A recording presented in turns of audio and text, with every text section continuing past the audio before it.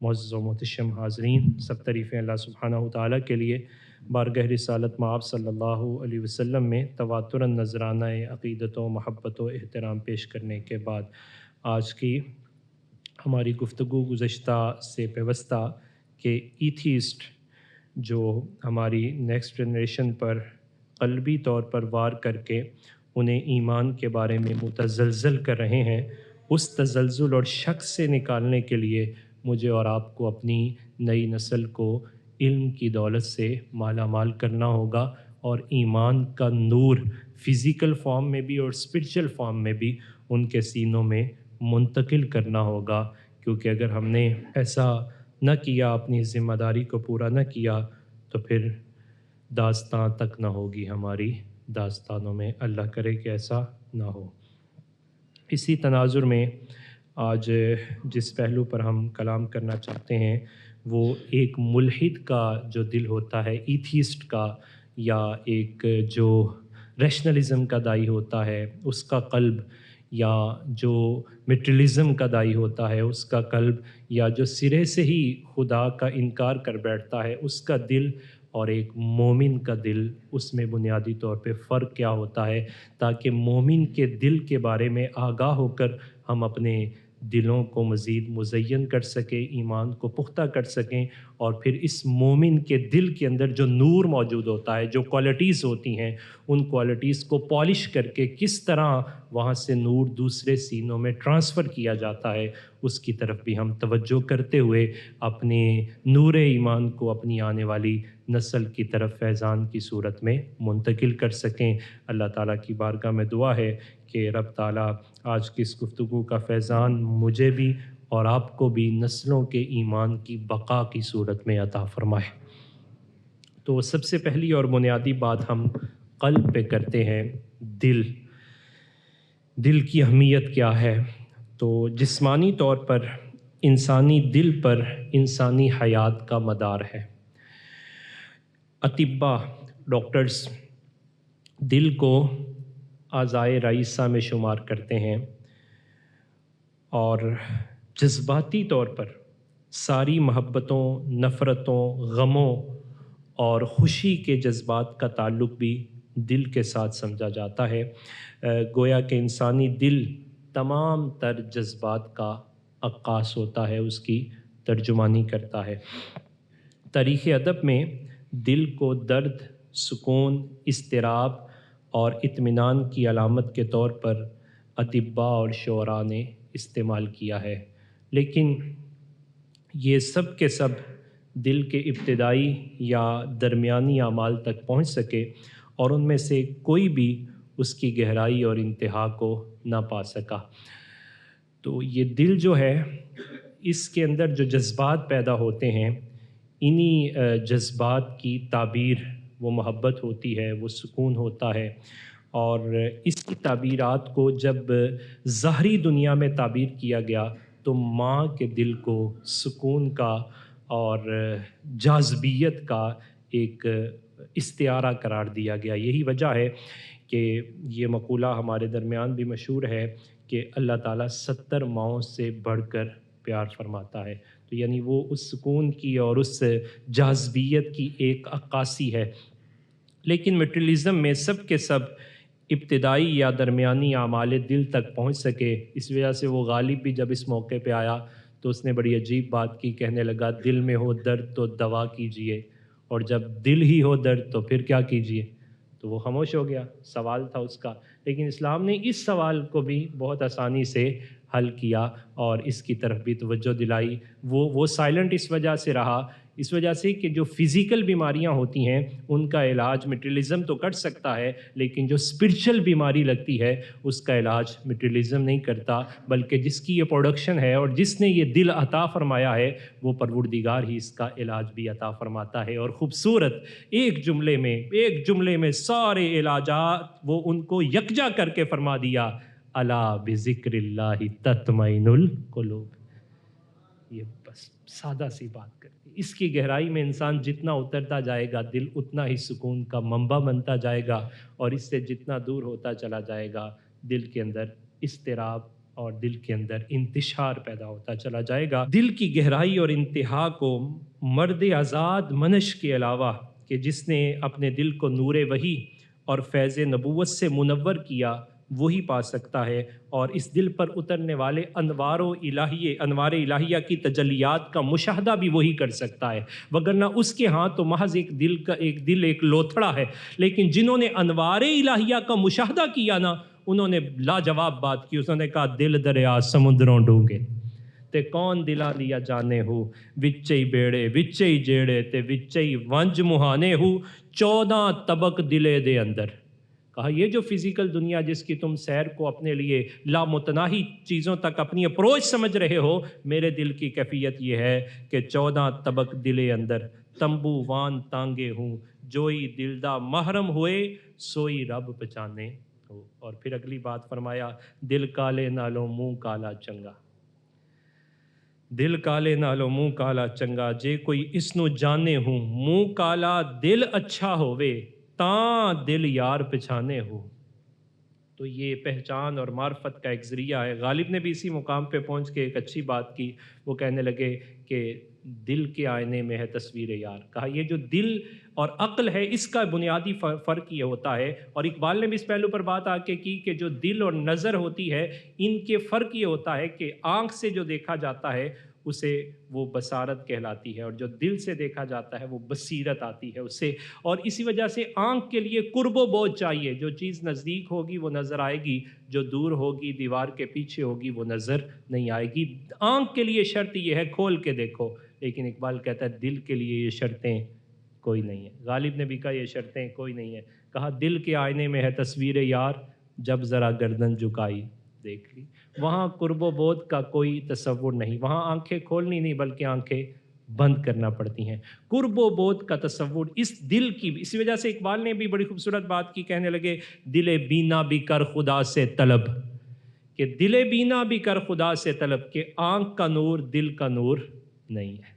کہ بہت سارے ایسے ہیں کہ جن کے پاس آنکھوں کا نور تھا لیکن دل کا نور نہیں تھا۔ مصطفیٰ جان رحمت کا قرب میں رہ کر مشاہدہ کیا، آنکھیں بھی موٹی موٹی تھیں لیکن وہ رسول اللہ کو نہ پہچان سکے۔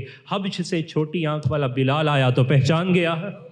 کہا اس قرب و بعد بھی بڑا عجیب مسئلہ ہے، کہا یہ ظاہری آنکھ ہے جو قرب و بعد کو چاہتی ہے، لیکن جو دل کی آنکھ ہے وہاں قرب و بعد کی بات نہیں۔ قرب میں رہ کے ابو لہب دیکھتا رہا لیکن دل کی آنکھ بند تھی، لہٰذا نہیں دیکھ سکا، پہچان نہیں سکا۔ اور ادھر کرن میں بیٹھا اویس ہے، آنکھوں سے نہیں دیکھا، دل سے دیکھا تو آج تک چمکتا تبندہ ستارہ بنا ہوا ہے۔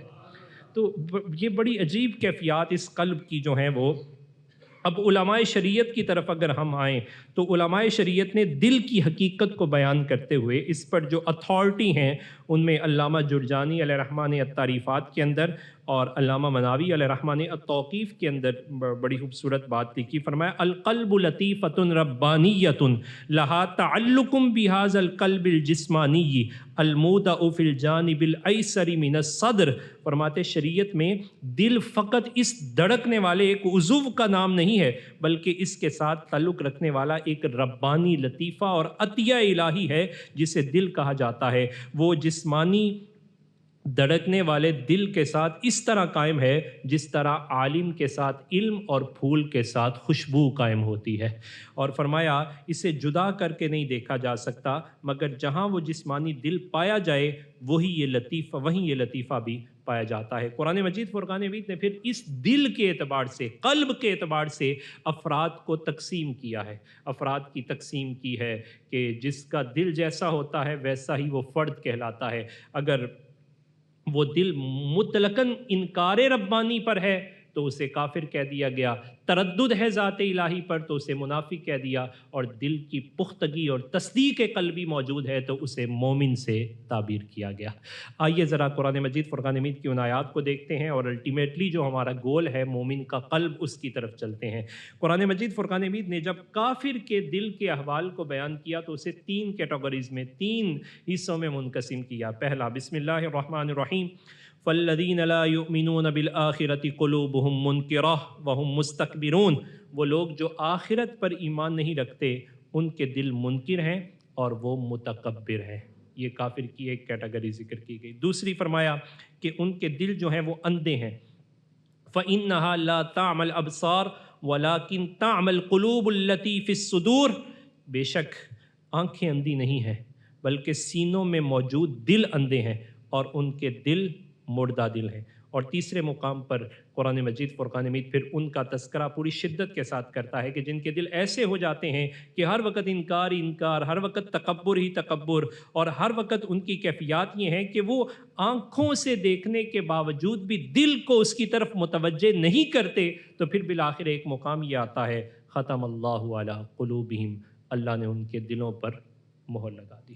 اب پھر مہر لگتی ہے تو مہر بھی ایسے نہیں لگتی کہ مہر ایسی لگی کہ نہ کفر نکلے گا نہ ہدایت کا نور آئے گا۔ اس کے اسباب قاضیز کو بھی ذکر کیا کہ یہ اس پیک تک اور اس انتہا تک، اس ایکسٹریم تک یہ جاتا کیسے ہے، اس کو بھی ذکر کیا۔ بسم اللہ الرحمن الرحیم، الذین یجادلون فی آیات اللہ بغیر سلطان آتاہم، وہ لوگ جو اللہ تعالیٰ کی آیتوں میں جھگڑا کرتے ہیں۔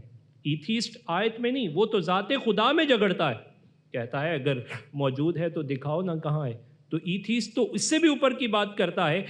قرآن نے کہا وہ لوگ جو اللہ کی آیتوں میں جھگڑا کرتے ہیں بغیر سلطان آتاہم، بغیر کسی دلیل کے، جو ان کے پاس کوئی دلیل بھی موجود نہیں ہوتی، عقلی ڈکوسلے بس ہوتے ہیں اور ان کے تحت وہ اللہ کی آیتوں میں جھگڑا کرنے کی کوشش کرتے ہیں، نتیجہ کیا ہے؟ یہ وبال ان پر پڑتا ہے۔ کذالک یطبع اللہ علی کل قلب متکبر جبار، کہ یہ وہ لوگ ہیں اللہ تعالیٰ نے مہر کر دی ایسے دلوں پر جن کے دل تکبر بھی کرتے ہیں اور جباریت کے ساتھ رہتے ہیں۔ پھر تیسری جگہ ذکر کیا افرأیت من اتخذ الہہ ہواہ، کہ وہ کون ہے جن کے دلوں پر مہر لگ جاتی ہے، حق کے قریب نہیں آتے، باطل بہت جلد قبول کر لیتے ہیں۔ فرمایا افرأیت من اتخذ الہہ ہواہ، کہ آپ نے ایسے شخص کو دیکھا کہ جو اپنی خواہشات کو اپنا خدا بنا بیٹھا ہے، وہ اپنی مانتا ہے خدا کی نہیں مانتا، عقل کی مانتا ہے خدا کی نہیں مانتا۔ پھر ہوتا کیا ہے؟ اضل اللہ علی علم، علم ہونے کے باوجود اللہ اسے گمراہ کر دیتا ہے۔ اس موقع پر اس نے کہا علم و بس کریوں یار، تینوں اکو الف درکار، کہ جو معرفت الہی کا نور تمہیں عطا فرمائے۔ اضل اللہ علی علم، علم ہونے کے باوجود وہ گمراہ ہو جاتا ہے، اللہ اسے گمراہ کر دیتا ہے۔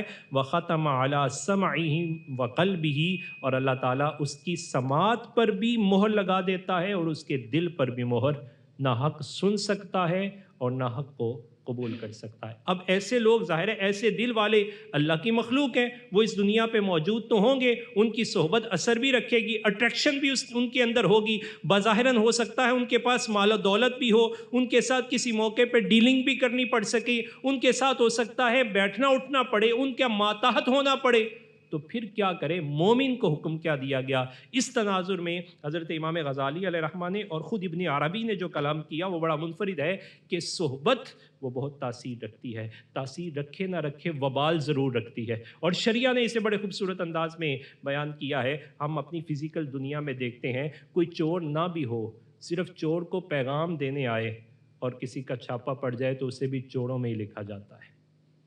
یہ صحبت اتنی خطرناک ہوتی ہے، لیکن رب تعالیٰ کی یہ مہربانی ہے، کوئی نیک نہ بھی ہو، نیکوں کو بلانے آئے تو اس کا بھی نام لکھ دیا جاتا ہے۔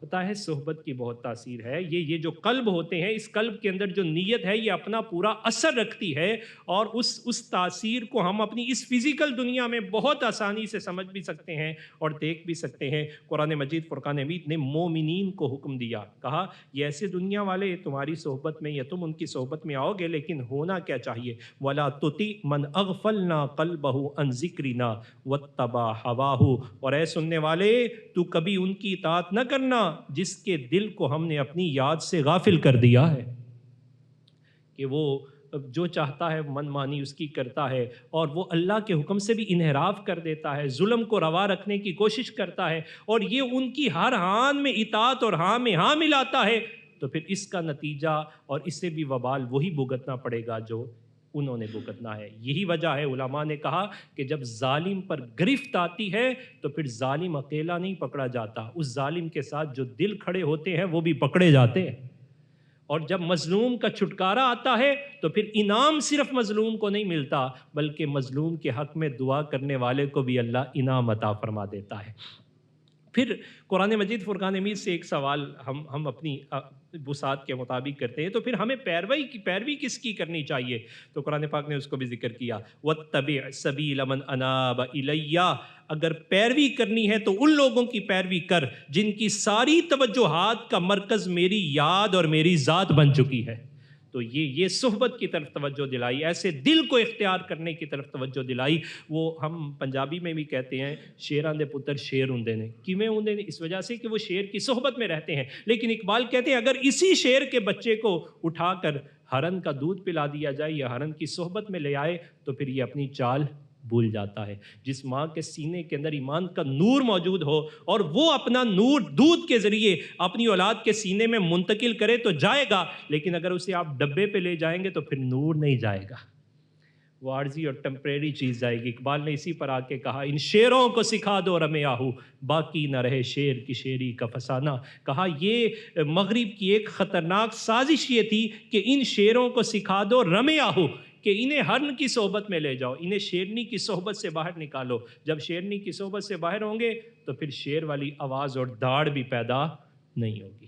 آج میری آپ کی کیفیت یہ ہے، ماں باپ کا نور ہم چھوڑ رہے ہیں، ماں باپ بھی اپنا نور منتقل نہیں کر رہے۔ اپنے ماں باپ نے جو نور منتقل کرنا تھا ایمان کا، اور وہ ایمان کی کشش کا، توحید کا نور، محبت رسول کا جو جام سینوں میں منتقل ہونا تھا، اس کی طرف توجہ نہیں۔ نتیجہ نکلا مختلف قسم کی غلط افکار کے لوگ اپنی غلطیاں انسٹال کر رہے ہیں، ووٹ ڈال رہے ہیں۔ جب ہم نے چھوڑا تو کسی اور نے پکڑ لیا۔ اقبال نے پھر اسی طرف توجہ دلاتے ہوئے خوبصورت انداز میں کہا اے نوجوان مسلم، کیا تدبر بھی کیا تو نے، وہ کیا گردو تھا تو جس کا ایک ٹوٹا ہوا تارا ہے، تجھے اس قوم نے پالا ہے آغوش محبت میں، کچل ڈالا جس نے پاؤں میں تاج سرے دارا۔ تیری کیفیات کیوں بدلی ہیں؟ اس وجہ سے کہ تیرا جو دل والوں کے ساتھ کنیکشن رہنا چاہیے تھا اس کنیکشن کو کاٹ دیا گیا۔ صرف دل والوں کی بات نہیں، یہاں تو ذات رسالت مآب سے بھی کنیکشن کاٹ دیا گیا ہے۔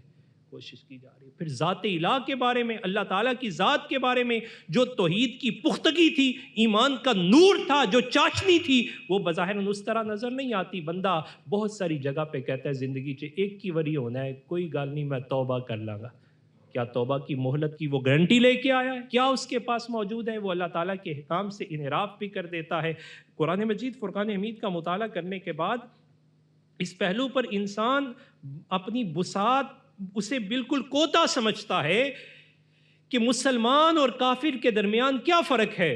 یہ سوال قرآن پاک سے ہوا کہ کافر اور مسلمان میں فرق کیا ہے، حالانکہ کافر بھی تو اللہ کی مخلوق ہے اور مسلمان بھی اللہ کی مخلوق ہے۔ دل اس کے پاس بھی ہے، فزیکل موومنٹ اس کی بھی ویسی ہے، اس کی بھی ویسی ہے، رزق اسے بھی مل رہا ہے، اسے بھی مل رہا ہے، بظاہراً اس کے پاس تو رزق زیادہ ہے، اس کے پاس رزق کی بھی کمی موجود ہے۔ تو پھر کیا وجہ ہے کہ اللہ تعالیٰ مومن کے ساتھ جنت کا وعدہ فرما لیتا ہے اور کافر کو جہنم کی وعید سناتا ہے؟ کیا محض صرف نام نہیں اٹھائیں گے کہ میرا نام عبد الرحمن یا عبداللہ ہو جائے اور اس کا نام کرپار ہو جائے یا سنگھ ہو جائے اور وہ جہنم میں چلا جائے گا؟ ایسی بات نہیں، بلکہ اس میں بنیادی فرق ہے تو ایمان کا فرق ہے۔ اس کے سینے میں ایمان نہیں اور اس کے سینے میں ایمان ہے۔ جب ایمان آتا ہے تو دو چیزیں لے کے آتا ہے، من عمل صالحا من ذکر او انثی فَهُوَ مُؤْمِنٌ فَلَنُحْيِيَنَّهُ حَيَاةً طَيِّبَةً، جس نے بھی عمل صالح کیے، مذکر ہو یا مونس، شرط یہ ہے ہو وہ مومن، کنڈیشنلی بات کی، ہو وہ مومن، ہم اسے یہ زندگی تو رہی زندگی، جس بھی عالم کی بات کرو گے اس میں زندگی دیں گے تو پاکیزہ عطا فرمائیں گے، تبندگی عطا فرمائیں گے، اس کی کیفیات بالکل مختلف۔ یہ بنیادی فرق ہے کہ اس مومن کے پاس علم بھی ہوتا ہے اور عمل بھی ہوتا ہے، وہ اللہ کو جانتا بھی ہے، پہچانتا بھی ہے، مانتا بھی ہے، عمل اس کا اس کی آبیاری کے لیے ہمیشہ تیار رہتا ہے، وہ عمل کی دنیا میں قدم رکھتا ہے، جبکہ کافر نہ مانتا ہے، نہ پہچانتا ہے، نہ عمل کی دنیا ہے۔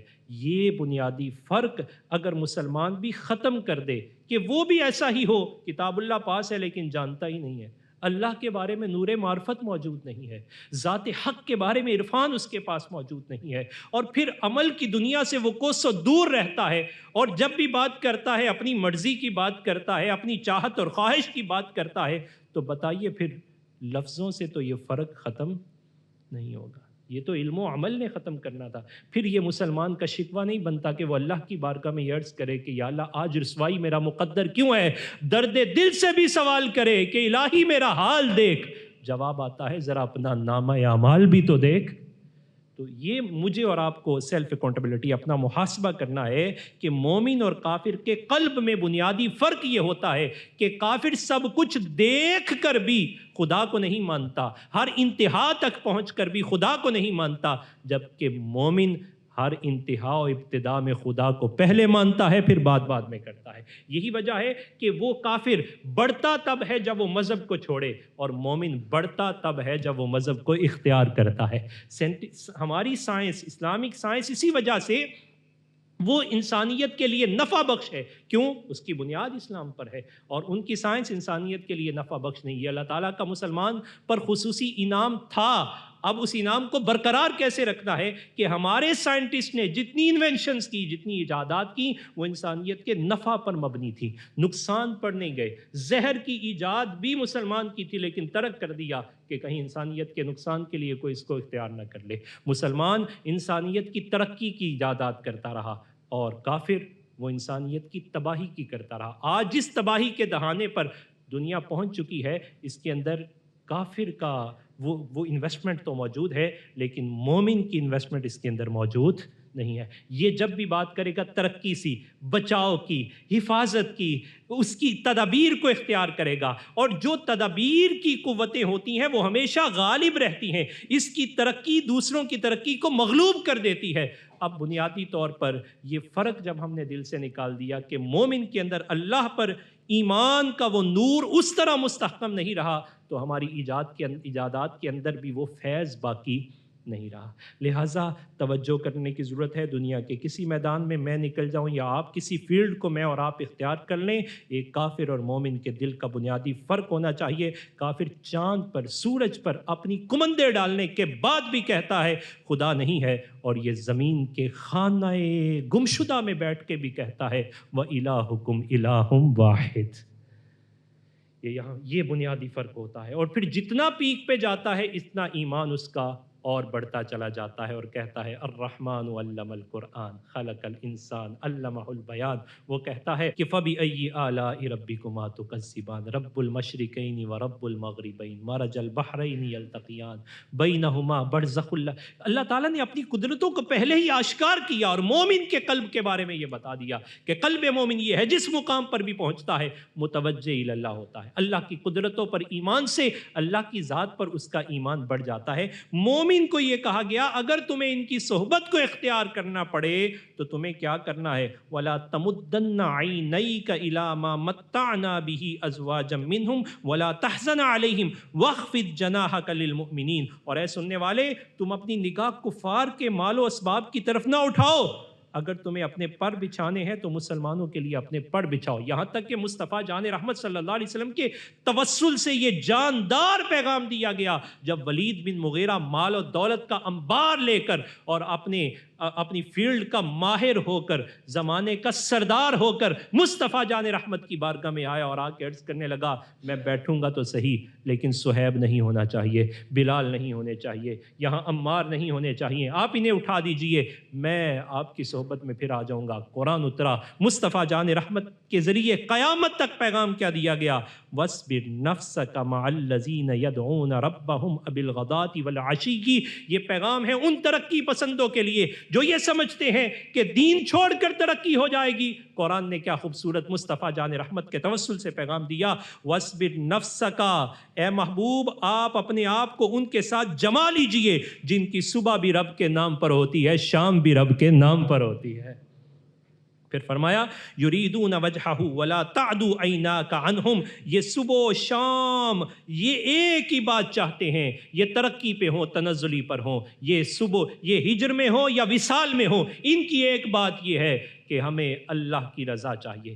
اللہ کی بندگی کرتے ہوئے یہ اللہ سبحانہ تعالیٰ کے توحید کے نور کے ساتھ اپنے سینوں کو منور رکھتے ہیں۔ تو آئیے اب آخری بات جو منافقین کے بارے میں، جو آج کے جتنے جدید ازمز آ رہے ہیں، وہ سیکولرزم کا فتنہ ہو، وہ لبرلزم کا ہو، فیمنزم کا ہو، جتنے بھی مٹریلزم کے فتنے ہیں، ایتھیسٹ جتنے بھی یہ ازمز آ رہے ہیں مٹریلزم سے متعلقہ، یہ سارے کے سارے کون سے ہیں؟ یہ کیا پیدا کرتے ہیں؟ قرآن مجید فرقان حمید کا مطالعہ کریں تو یہ پتہ چلتا ہے کہ یہ سارے کے سارے شک پیدا کرتے ہیں، تردد، ڈاؤٹ، کویسچن مارک دیتے ہیں۔ قرآن نے ان کے بارے میں ایک بات کی، بسم اللہ الرحمن الرحیم، فی قلوبہم مرض، ایسا کیوں نہ کریں ان کے دلوں میں بیماری پڑی ہوئی ہے۔ کس چیز کی بیماری ہے؟ وہ کئی جہتوں سے ہو سکتے ہیں، وہ دین کی حقانیت کے متعلقہ، پتہ نہیں اسلام سچا مذہب ہے بھی ہے کہ نہیں، وہ نبی علیہ الصلوۃ والسلام کے کمالات کے متعلقہ تردد، وہ رب تعالیٰ کے انعامات کے وعدوں کو حق نہ سمجھنے کی بیماری۔ اسی وجہ سے حضرت علاء الدین علیہ الرحمہ نے جب اس پر بات کی تفسیر خازن میں، تو وہ فرماتے ہیں نبی علیہ الصلوۃ والسلام آپ ایک دن ممبر پر جلوہ افروز ہوئے تو فرمایا اُرِدَتْ عَلَيَّ أُمَّتِي فِي صُوَرِهَا فِي التِّينِ كَمَا أُرِدَتْ عَلَىٰ آدَمَ، کہ مجھ پر میری امت کو ایسے پیش کیا گیا جیسے جناب آدم پر آپ کی ساری اولاد کو پیش کیا گیا۔ تو میں نے بعد میں آنے والوں اور اب موجودہ میں سے سب کو جانچ لیا ہے کون ایمان لائے گا اور کون ایمان نہیں لائے گا۔ اب نبی علیہ الصلوۃ والسلام نے یہ ارشاد فرمایا، اسی مجلس میں وہ لوگ بھی بیٹھے ہوئے تھے جن کے دل وہ شک والے تھے، منافق جنہیں منافق کہا گیا، ڈاؤٹ فل لوگ تھے، خبریں لینے کے لیے آئے تھے، یہاں سے نکلے اور جا کے باہر کیا کہنے لگے؟ وہ کہنے لگے زعم محمد انہ یعلم من یؤمن ومن یکفر ممن لم یخلق بعد، کہ یہ دیکھو جناب محمد صلی اللہ علیہ وسلم کی طرف، نعوذ باللہ من ذالک، ہم ان کی مجلس میں بیٹھے ہوئے ہیں، اگلوں پچھلوں کے ایمان کی بات کرتے ہیں اور ہمارے ایمان کا پتہ ہی نہیں ہے، ہمارے دل کی کیفیت کا پتہ ہی نہیں ہے، یہ اگلوں پچھلوں کے ایمان کی بات کرتے ہیں۔ وَنَحْنُ مَعَهُ وَمَا يَعْرِفُنَا، ہم تو ان کے سامنے بیٹھے ہوئے تو ہمیں تو پہچانا ہی نہیں ہے۔ باہر جا کے جب یہ باتیں کی، مصطفیٰ جان رحمت تک یہ بات پہنچی، حضور اکرم صلی اللہ علیہ وسلم پر جلال طاری ہوا، اذن الہی آیا، مصطفیٰ جان رحمت اپنے ممبر پر جلوہ فروز ہوئے، فرمایا ما بال اقوام یطعنون فی علمی لا تسألون عن شیء فیما بینکم وبین الساعۃ الا نبأتکم بہ، ارے قوم کو کیا ہو گیا ہے، میری ہی ذات کے بارے میں شک پیدا کرنا چاہتے ہیں؟ خدا کی قسم آج میں ممبر پر موجود ہوں، جو پہلے سے پوچھنا چاہتے ہو وہ پوچھ لو، جو آج کا پوچھنا چاہتے ہو وہ بھی پوچھ لو، جو قیامت تک ہونا ہے پوچھنا چاہتے ہو پوچھ لو۔ جب مصطفیٰ جان رحمت صلی اللہ علیہ وسلم نے یہ بات فرمائی تو صحابہ نے ہاتھ باندھ لیے، جن کے دل مصفا تھے انہوں نے کیا کیا؟ انہوں نے کہا رضیت باللہ ربا وبالاسلام دینا وبمحمد نبیا، جان رحمت کا جلال جمال میں بدلا، فرمایا من قال من رضیت باللہ ربا وبالاسلام دینا وبمحمد نبیا وجبت لہ الجنہ، فرمایا جس نے کہہ دیا میں اللہ کے رب ہونے پہ راضی بغیر کسی دلیل کے، محمد کے نبی ہونے پر راضی، اسلام کے دین ہونے پر راضی، دل نے ساتھ دیا، جاؤ بشارت میری ہے جنت اس کے لیے واجب کر دی گئی۔ تو یہ ایمان کا استحکام اس سے اور آپ سے اس بات کا متقاضی ہے۔ لاسٹ میں بھی ہم نے عرض کیا آپ کے سینے نور ایمان سے منور ہیں، دنیا میں آپ جہاں بھی جاتے ہیں اپنی اولاد کو ساتھ لے کے جاتے ہیں، دین کے راستے میں کیوں پیچھے چھوڑ کے آتے ہیں؟ ہر کام میں جلدی ہے اور دین میں تاخیر ہے۔ یہ جمعہ کا دن ابلاغ، افہام، قلب کو نور ایمان سے منور اور ایمان کی حلاوت کو پانے کا دن ہے۔ اگر ہم اس دن کو بھی دنیاوی معاملات میں صرف کر دیں تو یقین کیجئے پھر دین کی حلاوت نہیں ملے گی۔